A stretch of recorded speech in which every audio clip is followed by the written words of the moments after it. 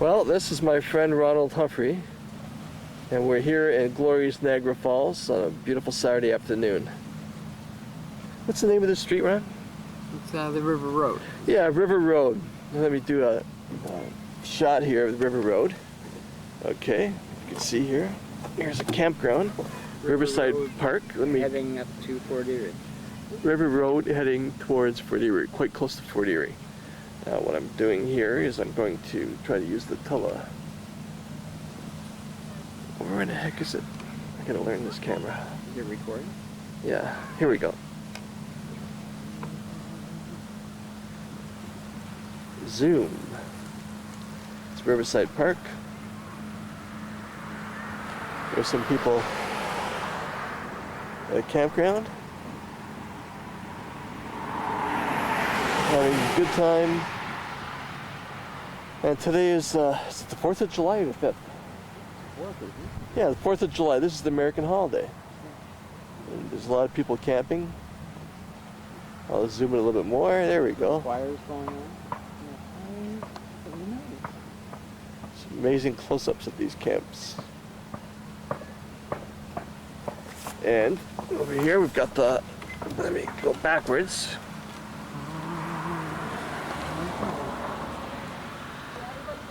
This is the Niagara River. Yeah. Niagara River. Okay.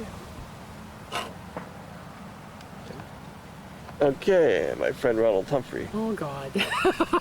So Ron, Yes. you were born in Oakville, Oakville. What year was that? 1963. 1963. And that was in February you were born. Yes. A very torturistic month. So pretty soon you'll be 53 years old, I think. Oh God, don't even mention it. Yeah. Yeah. So my friend Ronald here is one of the few people I know that actually won a lottery. Oh God. And Totally screwed it right up too. And was how many years ago now was that, Ron? What? 2003, February 17th. So not too long after your birthday, just a couple days actually. 4 days. 4 days after your birthday in the year 2003. So, well, 11 and a half years ago. Yeah. Ronald won $250,000 on the Ontario Encore lottery. Now that was back when you needed 6 numbers. Yeah. Things were normal. And then it wasn't too long after that they said we don't want Ron to win again, so they changed it to 7 numbers. That's right. And true, yeah, and their plan worked. And Ron hasn't yet won again, but he hopes to win again soon. Yeah, before I'm too old to have any fun. You have to have a laugh.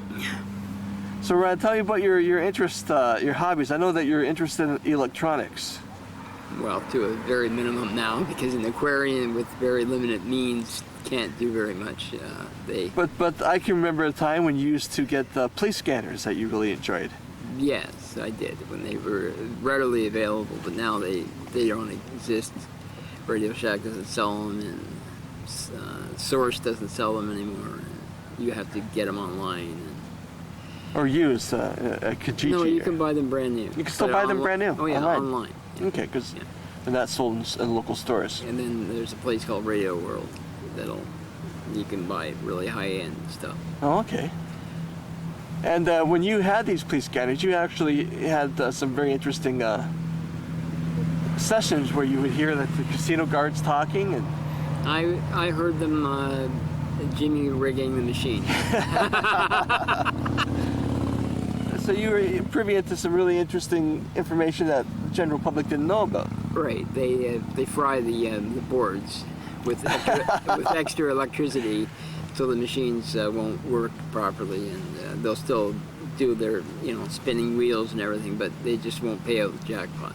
See, now that's an interesting story that a lot of people have never heard. Right. Yes. You'd probably be killed for it. And I think you probably heard stories too about suicides that are not reported. Yeah, that go in the falls after they've lost all their kids' college that they've saved for the last 30 years, thinking that they're going to hit something big. I don't think I've ever read a story in the Niagara Falls Review, which is our local paper that has incredibly lackadaisical journalism, ever say a single case of a person committing suicide because they lost everything in an evening of gambling and drinking at one of the fabulous casinos here in Niagara Falls. No, but they do say that the bodies are found down a little ways where the logs and everything all come together, and then that's where you'll find all kinds of disembodied bodies. Well, I'm sure, but the official word is that these are basically, natural causes. Yeah, natural suicides. Due to drinking too much water. Right. And the lungs. Nothing to do with the casino whatsoever. No, of course not. I mean, this would have happened anyway. Right. I mean, the fact that the guy lost 60 grand. Yeah, who cares? And it took him his whole life to save for it.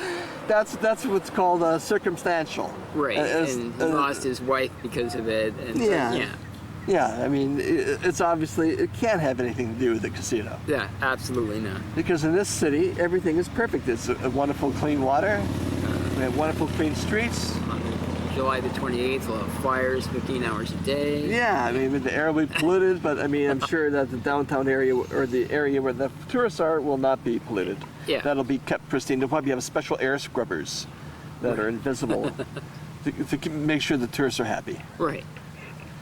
So Ron, you had an interesting history with electronics. I can remember you bought the very first Pioneer receiver that actually had surround sound, the Dolby Pro Logic. Yeah, but that was years ago. That was way before lottery time. That was before the lottery Yeah. time, but it showed that But- you had an interest in electronics that were advanced. Right, and it was a mere $1,000 to Mr. Howard Check, and I was able to afford it then. It had one of the world's most advanced learning remotes. I mean, this thing must have had 100 buttons on it.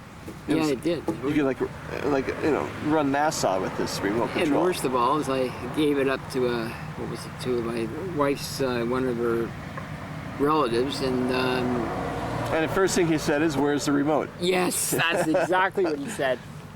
Where's the remote? Isn't that awful? You're getting a $1,000 system and you're asking me where the remote is. Buy it yourself. Look, you have to look the gift horse in the mouth. Nobody is happy. Well, I've learned that. So now when the next lottery comes in, I only deal with who I want to deal with, which would be Kevin and maybe my sister. I have to do something because I feel guilty that I didn't do it the first time, even though she's a bastard. Well, I remember when it was shortly after your mother passed away and your brother, just before your brother passed away, that when you won the lottery, that your niece approached you about helping her buy a car. And No, it was to helping to pay the rent for that they were behind in the house okay. payments. Oh, so that's what it was, and you were able to help her get caught up. $3,500, yeah. Yeah. And that was the last time you saw your niece. I never saw her again. Never had any communication, so not even a Christmas card to say thank you Nothing. that year? No. It was a complete Silence. obliteration of relations. Right. And the funny thing was, they didn't even come to his funeral, like to their own uncle's funeral. Yeah. That was one thing I never even think about until yesterday. Really? Only my sister showed up with my aunt. That is amazing. Now, your mother's funeral, did they show up?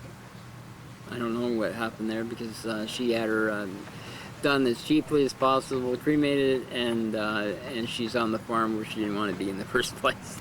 So, I mean, She's in a yeah, urn. she wasn't in an urn. That was a. She's in an urn on the farm, and I've never seen it. Yeah, no, that's something. Well, they say that money shows that the true colors of the people that you know. Now, I know that after your brother passed, he had friends coming out of the woodwork, and one fellow wanted you to get him a Toyota car. He wanted a Hyundai, yeah. He wanted a cheap $10,000 Hyundai. He wanted a Hyundai.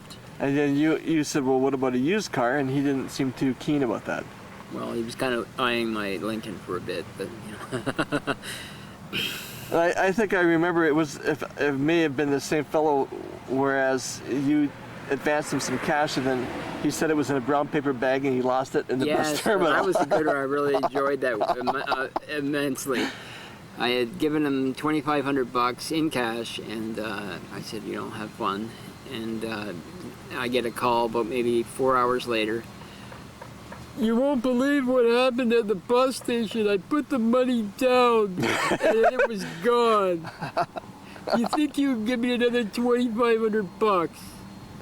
I says, well, you should have been eyeing that a little bit better. I sure as hell would have. And I says, you should have luck on my part. So the bank was closed and no more cash was forthcoming. Right. And he wanted $10,000 also to clear up his debt so that he could work at the casino and get me in there. Okay, I remember that too. And the neighbors in your building, there was a couple beauties.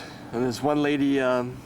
Yeah, one that called me a total mental case in the laundry room at one point in my existence with her in the building, and then had the gall to come to me after I had won, maybe about a week, and knock on the door and say, "Could you front me $100,000 for a house?" $100,000. It's only $100,000, eh? Because it's not like as if I had won $2,500,000. That would have been different. But I had won $250,000. She only wanted I only almost a wanted third. what was it? A third of my money? Almost a third. Yeah.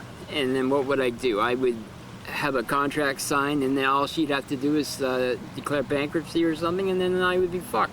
Yeah, and then you would say, kiss goodbye any chance of repayment. Yeah, well, I guess I'd get the house. Yeah. But it's good that you didn't get involved with her because... No, I had no... I told her, remember what you told me? Yeah. I was a mental case, so I guess you're fucked on that one too.